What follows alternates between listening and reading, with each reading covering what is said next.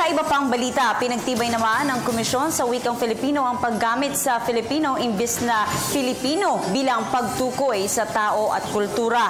11 grupo ng KWF mula sa may iba't ibang dialekto ang lumagda sa kapasyahan ng lupunan ng mga komisyoner bilang 15-08 serye ng 2015 para gamitin ang Filipino.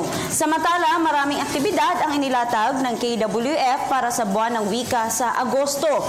Isa na rito ang Kongreso sa pagpaplanong pagpapalawig ng wikang Filipino sa Agosto o sa ika-5 hanggang ika-7 ng Agosto na idadaos sa Lingayen, Pangasinan. Nasa 1,000 grupo o 1,000 guro mula pa lamang sa Pangasinan at NCR ang makikilahok sa okasyon at inaasahang madaragdagan pa sa mismong mga araw ng pagpupulong. Mayroon ding araw ng gawad para sa mga guro sa ika-19 ng Agosto at kapihang wika sa ika-20 ng Agosto.